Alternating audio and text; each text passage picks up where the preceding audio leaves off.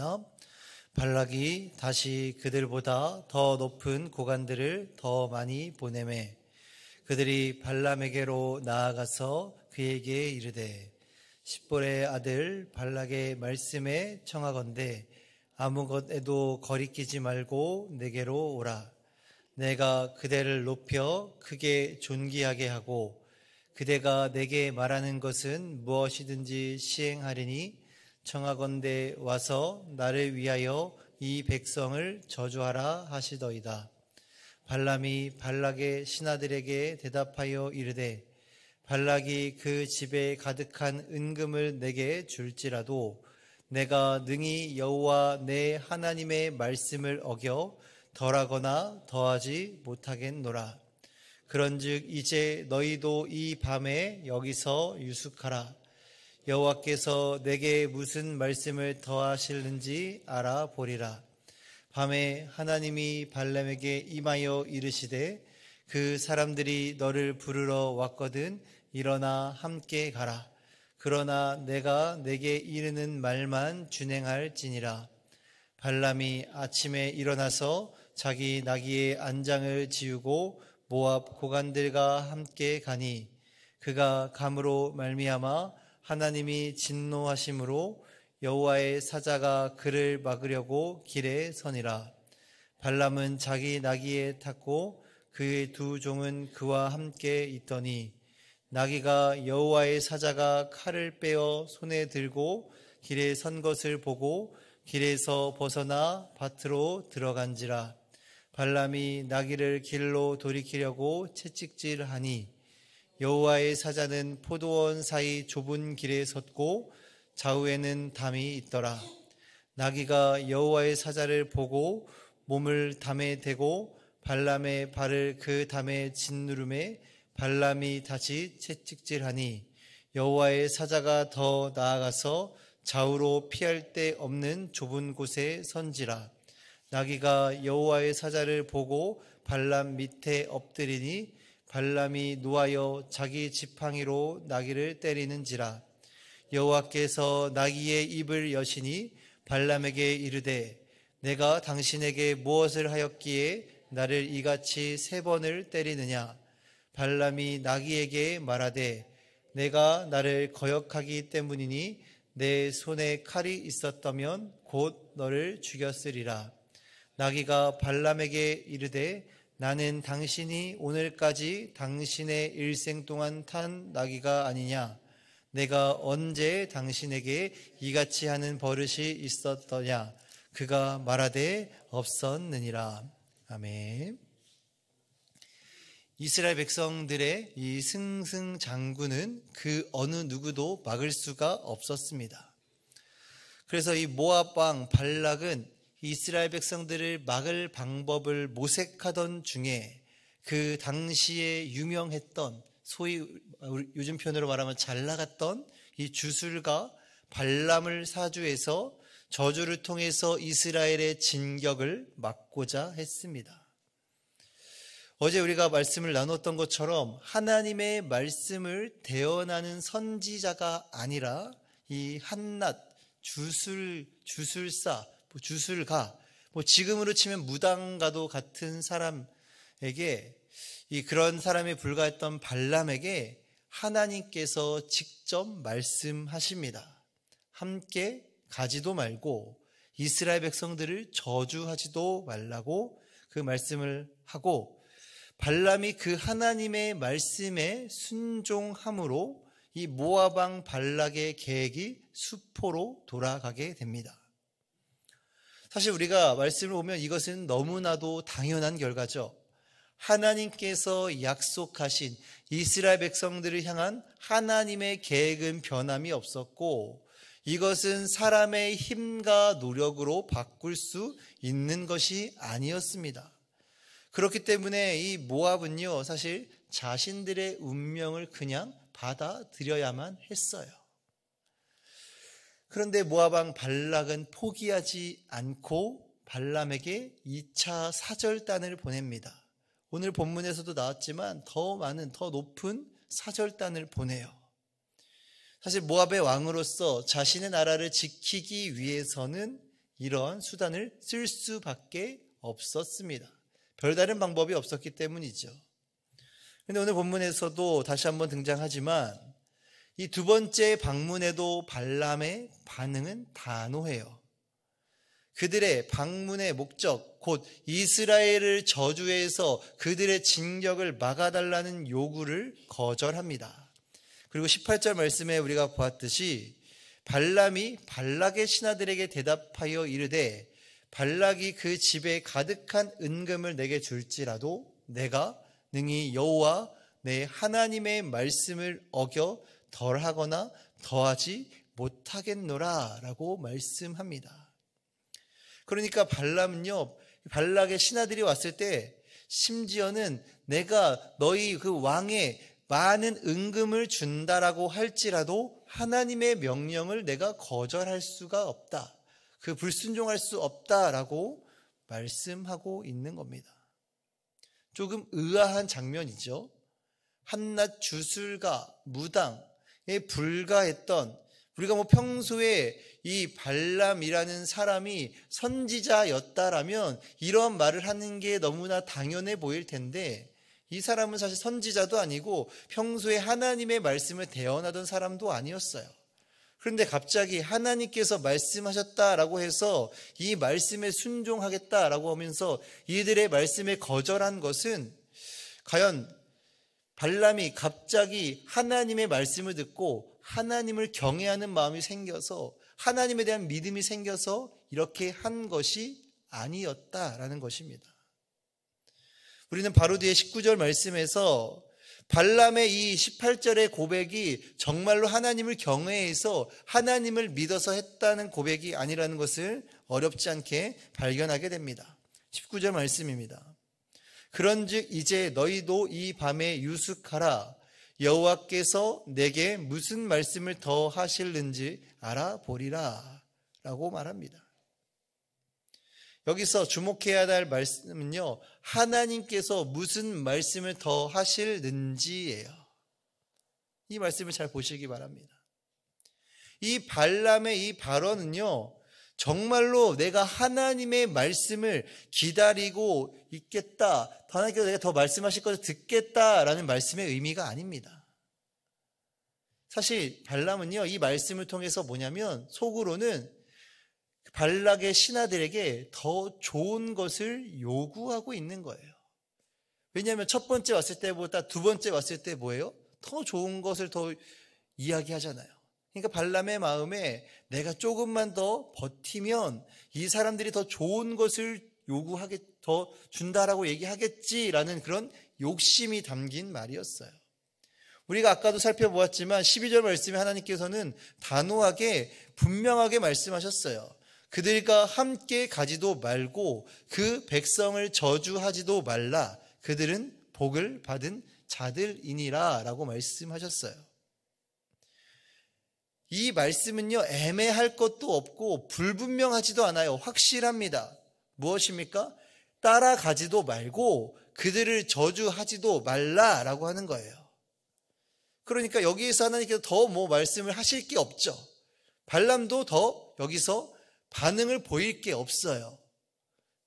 그런데 발람이 19절에 하나님께서 무슨 말씀을 더 하실는지라는 이 말씀은 본인의 그 욕심을 더 챙길 뿐만 아니라 혹여나 그 발람의 마음 가운데 하나님께서 또 말씀을 하셔서 뭔가 상황이 바뀌지 않을까? 그런 어떤 발람의 속셈도 들어가 있는 거예요. 그래서 우리는 이 말씀을 통해서 발람이 하나님의 말씀을 듣고 변화된 것이 아니라 하나님의 말씀에 순종한 것이 아니라 하나님께서 그에게 나타나셔서 그에게 말씀을 하셨으나 정말로 그는 하나님이 어떠한 분이신지 알지 못했다라는 것입니다. 그런데 우리가 말씀을 보면서 참 재미있는 장면이 등장하죠. 정말로 발람의 말대로 하나님께서 다시 발람에게 나타나세요. 마치 창세기 20장에서 아브라함의 아내 사라를 취한 아비멜렉에게 꿈을 통해 하나님께서 말씀하셨듯이 그리고 창세기 31장에서 야곱에게 하나님께서 꿈을 통해 말씀하셨듯이 발람에게도 꿈을 통해 말씀하십니다. 그게 20절 말씀이에요. 밤에 하나님이 발람에게 임하여 이르시되 그 사람들이 너를 부르러 왔거든 일어나 함께 가라. 그러나 내가 내게 이르는 말만 준행할지니라 라고 말씀합니다. 20절에 말씀하고 있는 하나님께서 꿈에서 발람에게 말씀하시고 있는 내용이 무엇이었습니까? 자신을 찾아온 이들과 함께 가라라는 거예요. 그런데 여긴 단서가 붙어 있죠. 내가 내게 이르는 말만 준행할지니라 라고 말씀해요. 하나님께서 말씀하시는 것을 말씀하라는 겁니다. 여기에도요, 불분명한 게 없습니다. 애매할 것도 없어요. 따라가면 됩니다. 그런데 오늘 본문의 말씀을 보면요, 좀 혼란스러워요. 좀 헷갈리는 부분이 있습니다. 그것이 무엇이냐면, 분명 하나님께서 처음 발람에게 나타나셔서 하셨던 말씀은 무엇입니까? 가지 말라였어요. 가지 말고 이스라엘 백성들을 저주하지 말라라는 내용이었습니다. 근데 오늘 말씀의 시작에서는 어떻게 말씀합니까? 오늘 또 본문의 말씀에서는 일어나서 함께 가라는 거예요. 그런데 이 발람이 하나님께서 따라가라라고 하는 그 말씀에 일어나서 다음날 아침에 짐을 안장에 그 나귀의 안장을 지우고 가려고 했는데 20절 말씀을 보십시오. 20절 말씀이 아니죠. 네. 그 말씀을 한번 보십시오. 오늘 말씀에 보니까 하나님께서 어떻게 하셨냐면은 진노하셔서 그 길을 막으셨다라고 나와 있어요.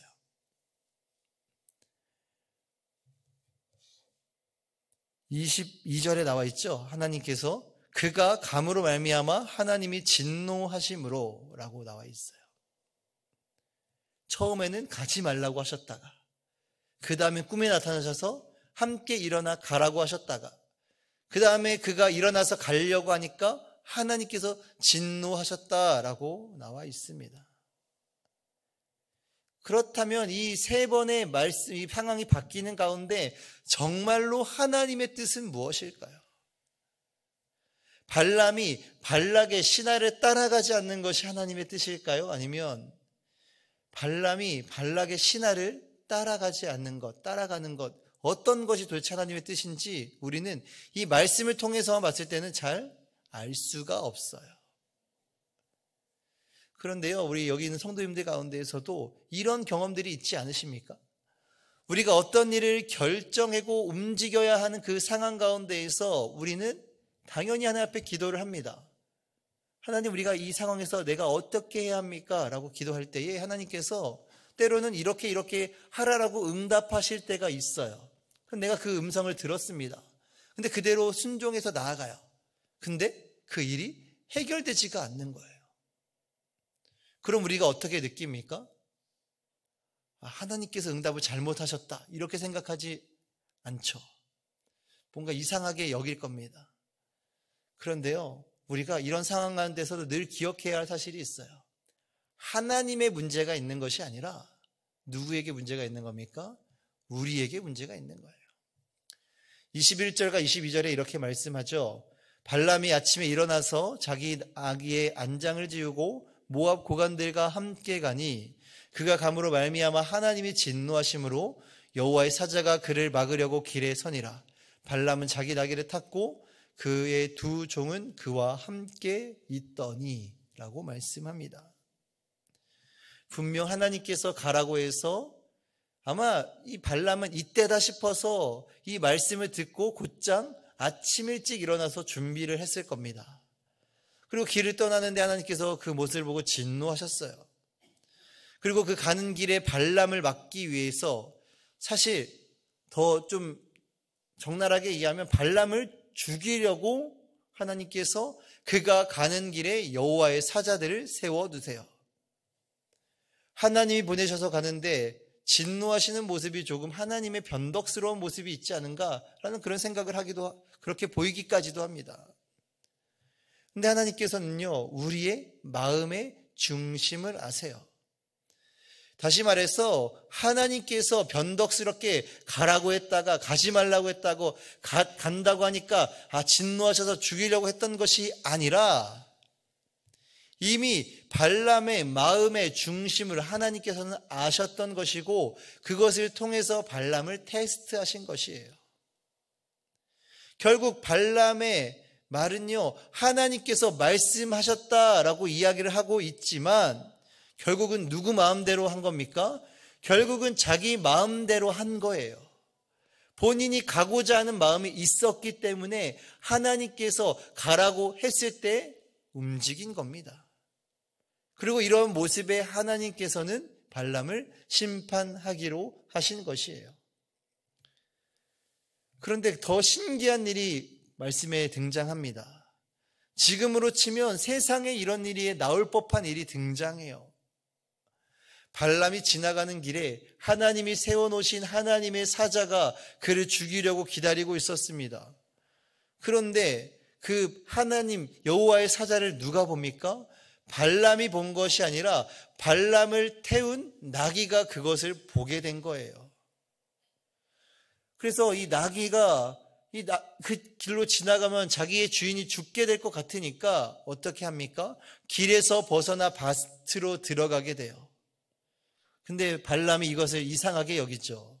그래서 나귀의 길을 돌이키려고 채찍질을 합니다. 때려요.